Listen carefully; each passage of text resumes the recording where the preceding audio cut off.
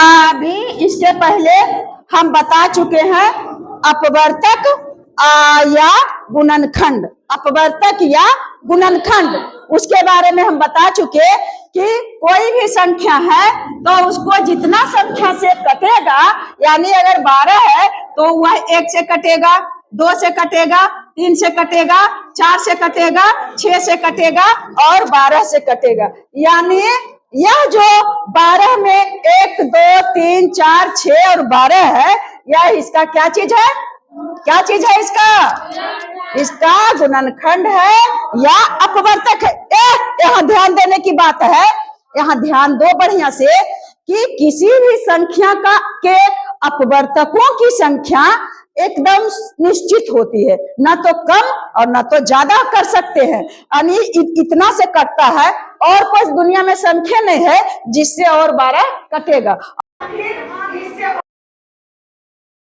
तो भी गलत हो जाएगा। यानी अपवर्तकों की संख्या क्या होती है? निश्चित होती है। हाँ, लेकिन अपवर्तकों, आप समझ गए ना, अपवर्तक इसको ना तो हम अपने मन से बढ़ा सकते हैं और ना तो घटा। जो संख्या जिससे कटता है, जैसे 1 है तो इसके अपवर्तक क्या होगा? गुणनखंड क्या होगा? नहीं, इसको अपने मन से हम 2 बार एक नहीं कर सकते हैं। तो हम यहाँ बता रहे हैं आज गुणज। अपवर्तक का दूसरा नाम अपवर्त या गुणज। जैसे बनाए गुणनखंड या अपवर्तक, उसी तरह से अपवर्त या गुणज। इसमें सबसे पहले इसका विशेषता है कि जिस तरह से अपवर्तक की संख्या निश्चित होती है, लेकिन अपवर्त की संख्या निश्चित नहीं होती है। अपवर्तियों की संख्या अनंत होती है, यानी गुणजों की संख्या होता है। जैसे कल बताए थे ना, प्राकृत संख्या या तो पूर्ण संख्या, ये सब की इसका अनलिमिटेड है। उसी तरह से यहाँ देखो लिख दिए संख्या, यहाँ लिखे संख्या। अब देखो, अब 1 का अपवर्त, अभी कौन सी निकाल रहे हैं? अपवर्त। 1 का अपवर्त होगा 1, 2, 3, 4, 5, 6 अनलिमिटेड। इसका अंत है कुछ?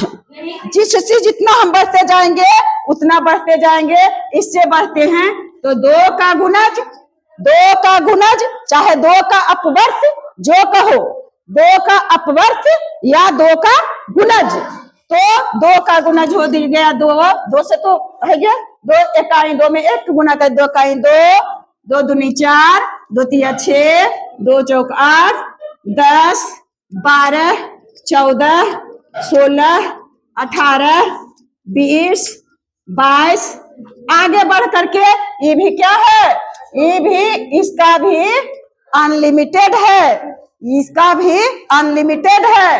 तो हम इससे क्या साबित होता है कि अपवर्तकों की संख्या निश्चित होती है, ना तो उसको बढ़ा सकते हैं अपने, ना तो घटा सकते हैं। लेकिन अपवर्तियों की संख्या, गुणजों की संख्या, गुणजों की संख्या या अपवर्तियों की संख्या अनंत होती है। इसका कोई सीमा नहीं, कितना भी उसका अंत मिलवे नहीं करेगा, है ना? कितना भी बढ़ते जाएंगे।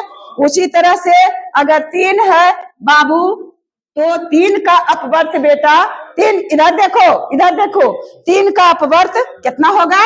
3, 6, 9, 12, 15, 18, 21, 24, 27, 30, 33 और अब ऐसे करके डॉट करके ये चिन्ह होता है हमको देने के लिए। ये ऐसे करके अगर दे दिए तो इसका मतलब हुआ अनंत, इसका अनलिमिटेड। हाँ, इसका हम अंत नहीं कर सकते हैं।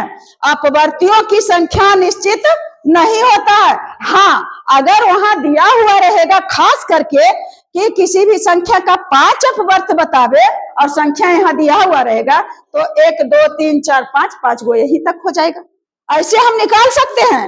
लेकिन अगर रहेगा कि इसका कोई लिमिट है, कोई लिमिट है जी?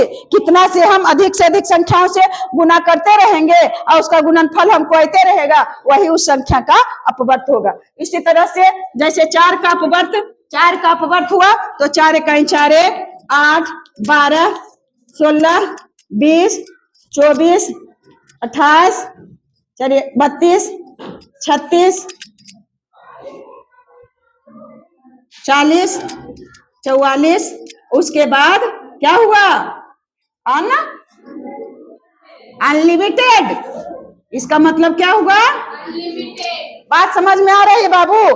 बात समझ में आ रही है? तो अगर समझ में आ रही है तो अब हमको लगता है कि इससे ज्यादा उदाहरण और देने की आवश्यकता नहीं है, और यहाँ हम कुछ दे देते हैं और इसको तुम लोग कल एगो देते हैं, इसको अपना कमेंट बॉक्स में इसका आंसर लिख देना जैसे है। हम अब फिर बताएंगे, अब नहीं, हमको निकालना है 6 का 5 अपवर्त। 5 अपवर्त यही तो बता सकते हैं, है ने? निकालो, है ने? और इसका हमको जवाब मिलना चाहिए कमेंट बॉक्स में, है ना? अब इसको लास्ट